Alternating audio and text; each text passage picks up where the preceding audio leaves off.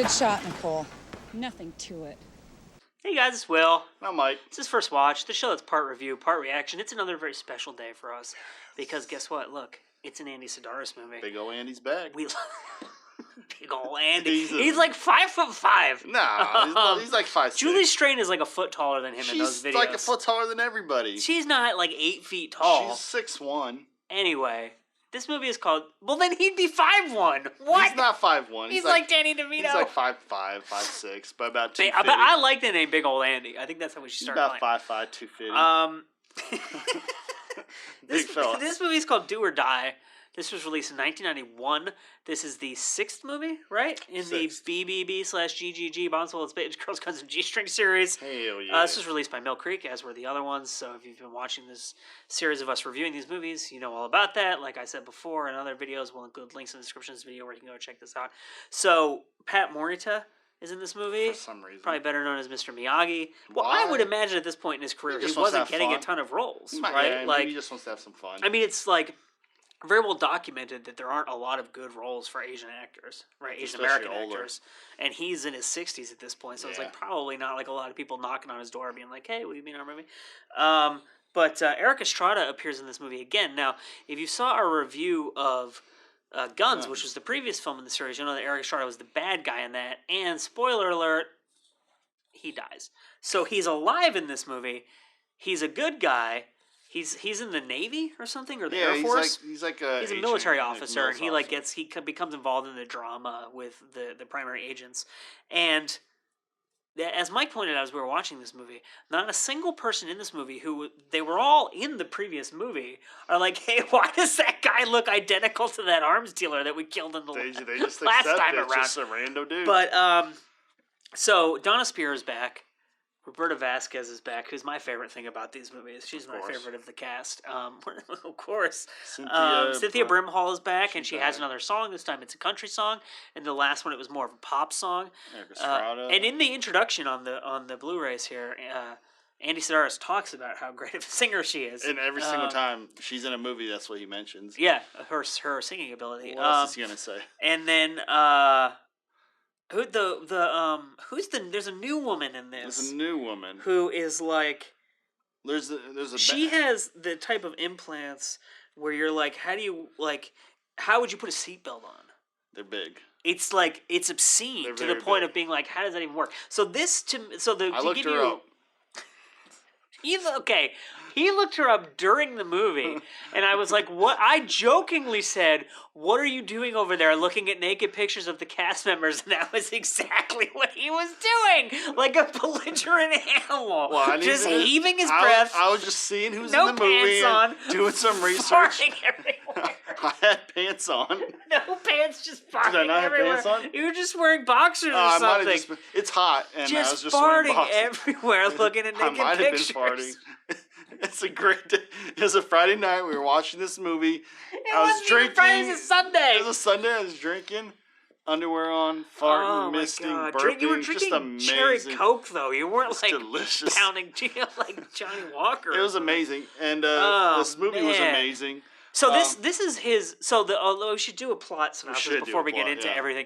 Pat Morita plays a guy whose name is Kane, who no one really knows what he looks like. He's like this mysterious figure in the underworld, and then right? He just shows himself. But what they say is, if he shows himself to you, he's going to kill you. Yeah. But he has decided to give Donna Spear and Roberta Vasquez a sporting chance. So he hires 6 teams of assassins to kill them, and is like, you got to go, and they're going to come after you, basically. And so there's a guy in this movie who played Roberta Vasquez's boyfriend in the previous movie. He was like back this time. He's also an agent. And there's the guy who has the bad aim. They're the same characters. They are, because they're still dating, yeah. And the guy who can't shoot is in this movie. Yeah. And so basically the plot is that they're in Hawaii, and they're going to Vegas because they're going to hide out with the agents who are in Vegas. And these assassins come after them, and that's basically the setup. So we were talking before we shot this that this is kind of like our thoughts on impressions on this movie. This is by far, I think, the most erotic of his movies, and I think that if you're the kind of person who, because Andy Sidaris is notorious for having just random naked women in his movies for no reason, you don't need a reason. This movie to me is that to the there's 3 pretty long explicit sex scenes. It's Roberta Vasquez and her boyfriend Donna Spear and Eric Estrada in a swimming pool with slow motion shots of them going like this and like sprinkling water everywhere. That was like sexy and classy. There's one where they're under a waterfall. And it's pretty. It's trying to be like, and the one in the waterfall with the really one in the waterfall. It's trying to be classy, but it's just like sleazy. No, it's like a Penthouse movie it's just sleazy. that you would like see on VHS. It's like, and they're 2 minor characters that don't really matter. And, it's just like, and why she's not? like doing this with her hair, and the water's like flying. I'm gonna knock myself over. But so I mean, it's a pretty simple movie. Like there's 6 teams of 2 assassins each, and the setup of the movie is that they each come after Donna Spear and Roberta Vasquez, and then the team of friends that they assemble around them, and they have to kill them all. And there's some really there's fun some. murders. I mean, this is if you like Andy Sidaris, you will like this movie. Oh, and yeah. so there's Andy Sidaris also has or always has ludicrous weapons. Always. And so do you want to tell them about the? So there's a scene where a guy, the 2 guys try to take out Donna Spear's character. They miss. And Eric Estrada and everybody goes chasing after them. Eric Estrada and the other guy get on the bikes, and Donna Spear wants to get on, and he just leaves her, and she's just in a bikini, and she's mad, and they just leave her. And so they go chasing after these guys. And what does she? Doesn't she say that she hit her confirmed? She's like, I have a confirmed kill count of like 38 or 40. I think it's like 40 people. And I have like 4 presidential recommendations. I'm like, no, you don't. There's no way. But then Eric Estrada's like, yeah, I know. He just drives away. He's chasing one guy, and they both get off their bike, and the guy's hiding behind a tree, he's hiding behind a tree, and the guy he's got a shotgun. Yeah. And so Eric Estrada he has baseball. He has pockets filled with baseballs. Can't remember why. So he throws one at the guy. No reason why. He throws one at the guy, and it bounced harmlessly against the tree on the ground. He throws another one. The guy's laughing. He's like, this guy doesn't have nothing.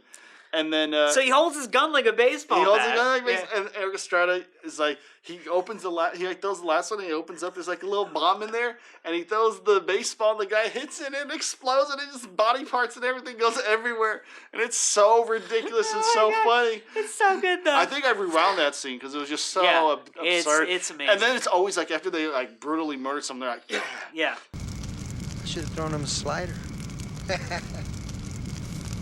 They get really excited about it. Yeah. I'm like, in real world, there'd be like paperwork, and there'd be like a hearing, and you'd have like therapists and stuff like that. You wouldn't just high five and go back to the jacuzzi. That's why the Andy Sidaris world is better than the real one. This is also the scene where, isn't this the scene where Donna Spear and Roberta Vasquez are told by the Pat Morita character, I'm going to assassinate you. I'm sending all these assassins after you. And the first thing they do is they go and get naked and get in their hot tub. And, like, let's talk about this. It's like, why don't you just run away? They got to talk about it. They got to plan. This is also the one where... they got to plan.